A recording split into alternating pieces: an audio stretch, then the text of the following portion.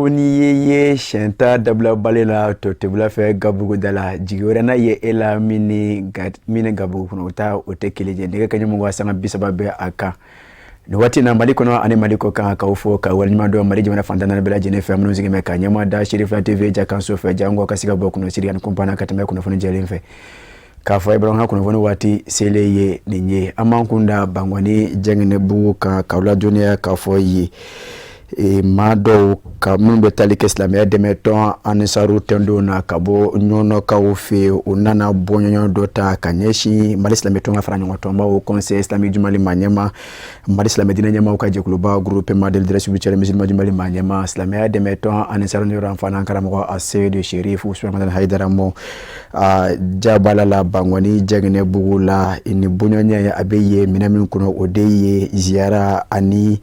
Bunyama segi barawye ni abedo la datime min ekonomi be dele ka ke o fe ina fo sanchama konana hukumu konana bunya bara ngoni amasirla ni kumonyonya onjijale ye farifoni anusonja kono ni abaraw kasoroka laba ka kunche ni zamzam yuka la delikansano ani akadu kanangerne kele ye oye mi sorola o fe nen aw angaje kanyamada o dakurion fe akuye ne ala sona basi werate ne ya an san dama ye ka ke jamakulu boye an balaka jurula ko amina nyada an karamo ka no ye asayid sharif usman madan haidara tuma minna ale ledu ta nyonan kawye sanwosa kanito alela ale bita nyejo nyonan kawla wa ka sangani wati to yayi ni ala sonna ma nyonan muso yere de ya damine ko ni ala sonna ma o mo dama de kumbina kano nyada an karamo ka wa ka bola siza ka ke nyonan muso beka delegation babo kano nyada an karamo ka kana duwa nyina fa ka duwa kai o la kew faraloka ni ala sonna ma anga section na ne de farlendo muso kan ka barake no ya nanga secrétaire job ko ma le miniji doyara anga secrétaire dobe ko mama damilo faralan kan ni watina no da nen muso de be barake nyofe wala ambe ko labe kana o kew farlan kan wode la sisa ni nyonan be ya yara sorob mako ni watina ni ala sonna ma bonyo edo bo delegation min nana ka bo nyono abe be mo ko kemefla ani mo bi nani ani kelen kene muso me nyonan kaminu bi mako ya ani minu bi yora wera kana an kumbe ya anti hake yera don ulu la fiu na la sonna ma ko ma kere yera nyana ya ajama ko amadoge yera la na la ka jen no so dia soro la karaka anga section perdan ka fara muso ka nyamo ka an farla nyoga kanda an karamo ko fe yana kana kena kono ciena aye bunya de girana aye karama de girana an yera no so dia min soro an mena karamo ko na nga suina nyogon dogo yera la kosobe ka sangani ayara kan nuso diye alhamdulillah ambe ala foka ala barkada ka ala wala nyimando ka sangani ala mi sona ka bidoyan jira awna balma ke on se nyono bon ko yabi a sababu an nan karamo ko ga zara de ke anye ladu ta an karamo ko ye tuma mina an karamo ko tumba yere force ka ladu ta yere ka ala kama jala jati kama ka ba sera kuna ka ta nyono ngaw ka ta anya da ambalma ka unal islam nyoko naka kalandonka ala ni wati tugo yo fe karamo ye yimbla on kalando nya nyin ala fe unala sona nala ko ni on goni to anina ko na ko ni nala sona sangosa ama sidan kuna amna nya da an karamo la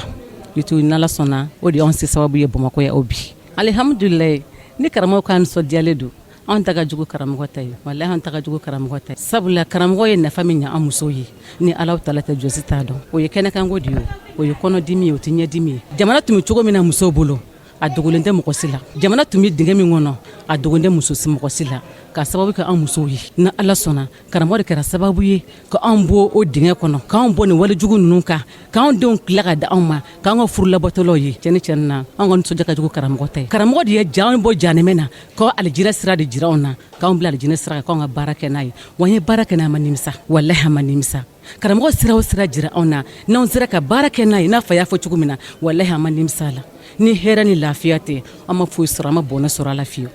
wanyono vile lafiya mi ngono bi an vile kungorota mi nyono ngono bi asababu ran karamo la an bi nuso dia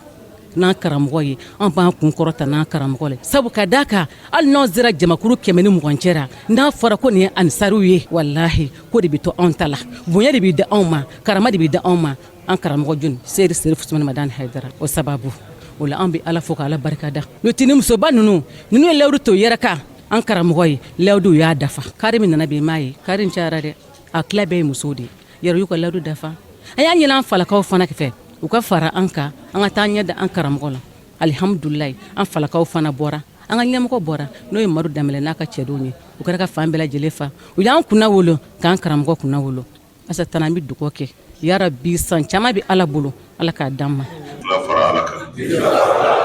ti fla fara alaka ti shwele ke ti jele yake ti ndefa ti namara ke singolo ta ke bulu ni kra Muhammadu ibla bara imam nambake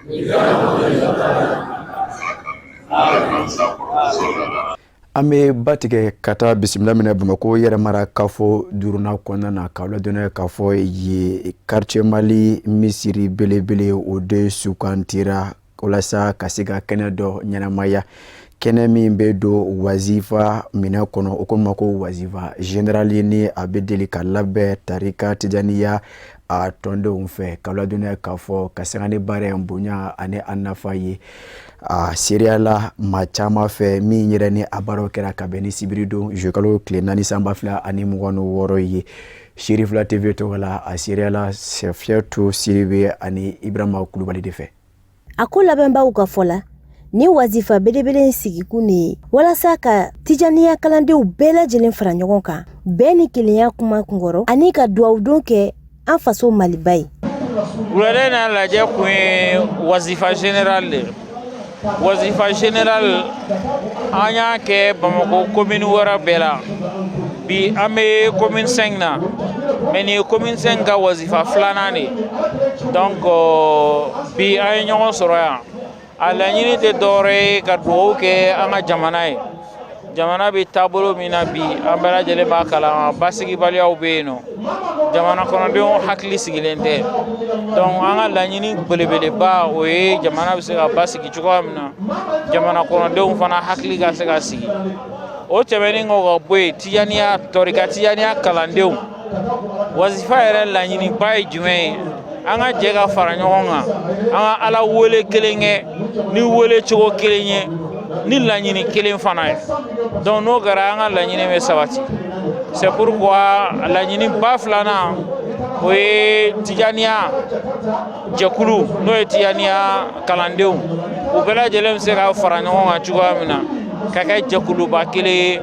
pour que ka se ka diinɛ laseli kɛ ani ka tɔrika fana ɲɛ ɲuman ɲuman yira mɔgɔw la wazifa général in dabɔra o de kama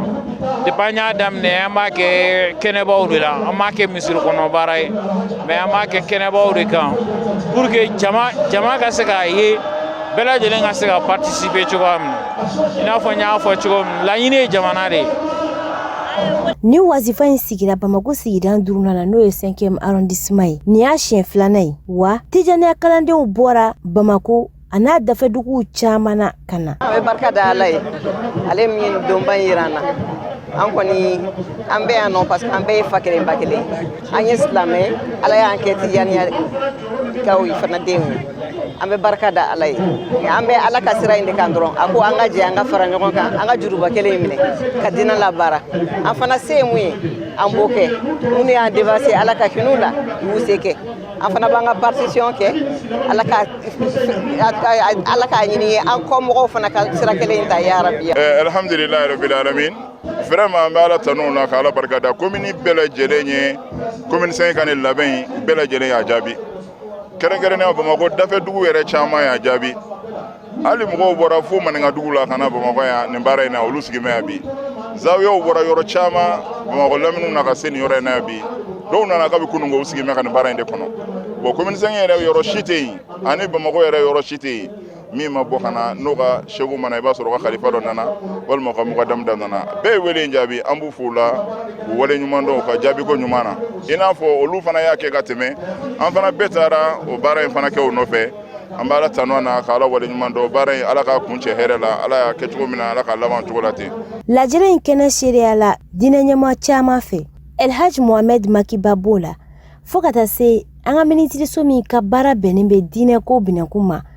ale ka nɔrɔbila ma min ka yɛrɛ marakafo fɛ min ka zalew sara o de ye hakilina ye min ni a yera don kɛrɛnkɛrɛnnen dɔ labɛn kunna baw don dɔ de labɛnna ni ka ta ka ɲɛsin zalew mɔ kɛrɛnkɛrɛnya ma min bɛ wele taxe de développement régional et local a cɔrɔngɔnna o de ye TDRL ye a baara labɛn na ka bɛn ni jumadon juillet kalo tile 3 sanba 2026 ye Bamako mairie-ba o baarakɛlaw ka lafasali kulu fɛ a kɛra yɔrɔ min na o bɛ tali kɛ Bamako yɛrɛmarakafo 5 na o jaba la ye do in yɛrɛ laɲiniba min bɛ ala o de ye ka se ka ɲɛfɔli kɛ maaw ye ka sanga ni zale jɔyɔrɔ min bɛ ala yɛrɛmarakafo o yiriwale baaraw la Safiyatu Siribe ani Ibrahima Kulubali olu tun bɛ Sherifa TV tɔgɔ la. Taxe de développement régional ye lempo min kan ka sara san kɔnɔ siɲɛ kelen a musaka bi kɛ ka ko baw de ɲɛnabɔ commune kɔnɔ n'o ye siraba dilanw dɔgɔtɔrɔsow kalansow o n'a ɲɔgɔnna caman commune 5 mairie-ba ka comité syndical ka kuma na ni lempo in sarali kan ka kɛ maa bɛɛ lajɛlen ka nisɔndiya ko ye ka da an bɔnnaw ka siniɲɛsigi kan ani sigida yɛrɛ ka ɲɛtaga ka syndicat fo kosɛbɛ a ka wulikajɔ la mairie baarakɛlaw ka hakilina sɔrɔ k'a fɔ anw yɛrɛ bɛ misali yira population na baarakɛla fɛn o fɛn i bɛ si commune kɔnɔ i tɛ si commune kɔnɔ tant que e kɔni ka sara bɛ ta mairie commune 5 kɔnɔ mɔgɔ ma jagoya u kan u yɛrɛ y'a hakili sɔrɔ u yɛrɛ ye syndicat k'a fɔ désormais olu bɛ misali yira san kɔnɔ siɲɛ kelen ka na 600 sara u ka mairie la pour que k'a yira mɔgɔw la commune tɛ se ka yiriwa abada n'an ma sɔn k'an bolo bila an kun. Koba min donna ɲinan san lempo sara in na o de ye ko commune 5 mairie-ba ye ɲɔgɔn dan don commune 5 quartier 9 bɛɛ lajɛlen ni ɲɔgɔn cɛ lempo sara ko binakun kan. N'o bɔra yen an fana ye mun fara a kan o hakilina in kan parce que an b'a dɔn k'a fɔ hakilina ɲuman don an ye mun sɔrɔ ka fara o kan o ye ka compétition don kini ni ɲɔgɔn cɛ awa pour que an ka keleya ɲɔgɔn na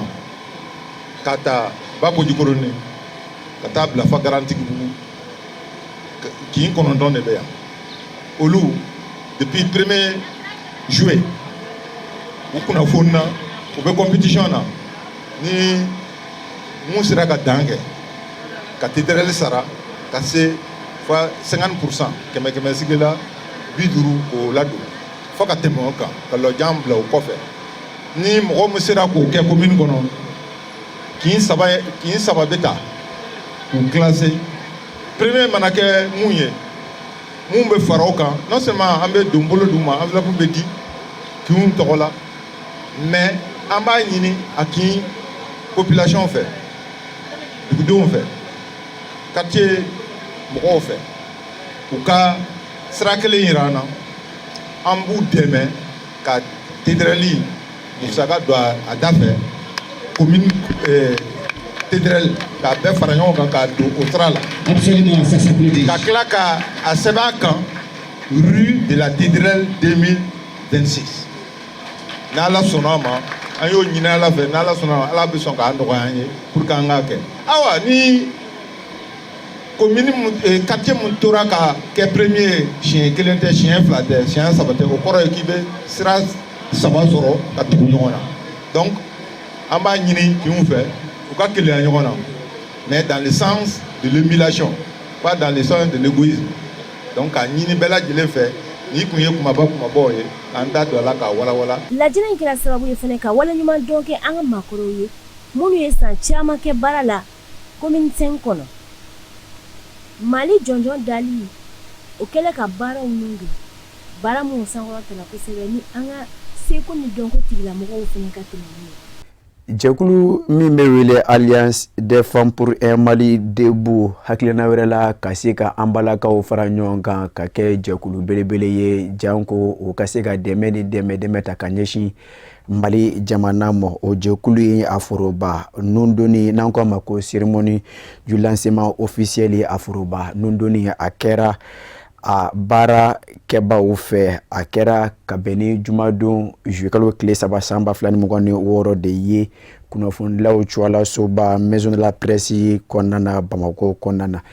kalwaduna k'a fɔ baara in ka sanga ni hakilina minnu bɛ ye a la ani a nafa ye dɔɔni a nataw la a seriya la maaba caman fɛ walasa ka se ka taa jɛ ka fanga fara ɲɔgɔn kan janko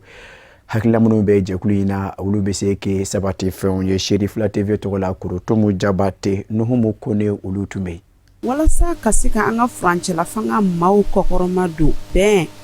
cɛfɔ ani basigi nati la ba Maliba kɔnɔ. Jɛkulu min bɛ yen n'an ko a ma Alliance des femmes pour un Mali debout olu de ye ni lajɛrɛ belebeleba boloda min bɛ tali kɛ ka ɲɛsin u ka baaraw nun donni ma kɛnɛ min n'a bonya n'a karama kun bɛ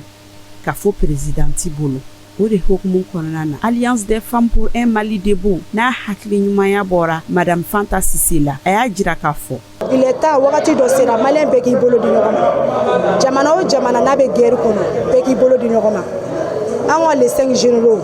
bɛɛ b'a dɔn mun kɛra wagati laban kɔnɔ n'o kɛra le 25 tɛmɛlen avril n'o ye général Sadio Camara ko min y'a sɔrɔ a ma dogo diɲɛ mɔgɔ si la Sadio ka saya de ye ne se yan bi parce que ala ye cɛ belebele de minɛ Mali la cɛ belebele minɛla Mali la ala ɲɔgɔnna caman bɛ Mali kɔnɔ mais anw de bɛ fɔra olu kan k'olu dɛmɛ olu ka kɛ ka se ka kɛ Sadio ye tilennenya ni jɛlenya la o de ye anw se yan bi Alliance ye jɛkulu kelen pe de jɛkulu min faralen b'a kan n'o ye Kati musow ye an sera olu ma ka taa an ka jɛkulu f'u ɲɛna ni baara b'an bolo komi an y'a sɔrɔ olu b'u ka baara la n'o ye Jɛnɛbu Sangare an b'a fɔ k'a waleɲuman dɔn an taara sɔrɔ a b'a ka baara la ala y'a kɛ an ye baara fɔ a farala an ka baara kɛ an ye jeli digi an b'a la fo ka maliyɛnw fo minnu bɔra ka n'u jeli di n'u dara ko la mais ala barika la an sera ka poche 60 de sɔrɔ ni jeli di kun ye an ka sɔrɔsiw de minnu bɛ fɔrɔn na a ka ni kairija nana u kana sɛgɛn jeli ka se ka ta ka k'u la ni ala sɔnna ko daminɛ de don dɛ ko daminɛ an bɛ ala deli daminɛ ma gɛlɛ laban de ka gɛlɛ jɛkulu ko caman de bɛ jɛkulu bolo jɛkulu yɛrɛ an bɛ a daminɛ de la a daminɛ la Katikaw an n'olu ye ɲɔgɔn sɔrɔ baara ɲɔgɔnya kɔnɔ an ye muso 70 de ta k'o former suma banyɛlɛma la o mɔgɔ 70 olu bɛɛ déplacé de o kɔfɛ jɛkulu min bɛ Kati n'an k'a ma ko femme leader de Kati o maaw ye nin kɛnɛ in saha n'u ka yeli ye depuis transition daminɛna anw femme leader anw y'a wuli k'an jɔ sen kan an ye baara caman kɛ Kati dɛ muso 900 an y'o de former safunɛ dilan ni maquillage la muso 900 wa déplacé an ka kɛlɛ fanba ye déplacé ye muso minnu déplacé la kɛlɛ y'u déplacé ka b'u sigiyɔrɔ la an ka dɛmɛ fanba y'u de ta ye parce que u taara k'u ka minɛnw to u taara k'u ka fɛn bɛɛ to u nana fara anw de kan donc anw de kan k'u ɲɛji cɛ. Ni mouvement ɲumanba de ka da kan mun ye a hakilina sɔrɔ a bɔra ni hakilina in ye Faransi ka na Mali la ka na ko a faso k'a faso kana bin ko muso bɛɛ ka wuli k'i jɔ faso in ye pour que an bɛ se k'an ka faamaw dɛmɛ cogo min an bɛ se k'an ka finitigiw dɛmɛ cogo min faso in baara la faso in bɛ se ka bɔ juguw bolo cogo min na jamana basigili ko hukumu kɔnɔna na ne bɛ wele min fɔ musow ni denmisɛnninw an bɛɛ ka kɛ finitigiw ye an bɛɛ ka kɛ jɔlen an ka kɔlɔsili kɛ n'a ye fɛn fɛn ye mun ma hakili minɛ an ka wele bila an ka ɲɛmɔgɔw ma u k'a ko sɛgɛsɛgɛ ka faamuyali sɔrɔ a ko la an ka kunnafoni ɲumanw de di kunnafoni fɛn fɛn bɛ na ni adamadenw jatigɛli ye an k'an yɛrɛ minɛ ka bɔ olu kunnafoniw bolo wa yanni ka kunnafoni di i ka kunnafoni sɛgɛsɛgɛ ka a dɔn tigitigi ni kunnafoni latika don ni latika tɛ. tableau d'honneur dɔ dili fo ka taa se an ka seko ni dɔnko tigilamɔgɔw ka fɔlisen dumanw ma o de kɛra ni ka nin sigi in ye an ka tɔ bonya. Depuis sibiri don Iran jamana ye tasibila baara dɔw nun don tile damadama kɔnɔ ka kɛ miiri ye ani tasibila ka ta ka ɲɛsin u ka ɲɛminɛ bere Ayatola Ali Khamenei mɔ o min ni a fara ka sito san 80 ani san 6 bɔɲɔgɔnko la ka sanga ni susulu ye minnu kɛra États-Unis jamana ani Israel fɛ mi ni ani bilama a kɔni kɛmɛ dusu kamakam ye Iran ka denw yɔrɔ homu kɔnɔna na ka sanga ni a janaja baaraw ye o kɔni ye ni tile fila ninnu ta ka kɛ miiri ani tasi ye tile damadama kɔnɔna na ka taa ka ɲɛsin ni cɛba ɲuman Ayatola Ali Khamenei ale ko don kafunɛ bacili ale bɛ ɲɛfɔli kɛ anw ye. Kabini sibiri don ye Iran jamana a ye tile damadɔw ta k'o kɛ tasibila ni hinɛ lase ye ka taa u ka guide suprême ma Ayatola Ali Khamenei n'a nin tora États-Unis jamana ani Israel jamana ka bugubuguli la ka sito san 86 la a bɛ kalo damadama bɔ États-Unis jamana ni Israel u jɛra ka Iran ka denw susuli min kɛ Ayatola Ali Khamenei a nin tora o de dafɛ Iran jamana kɔnɔna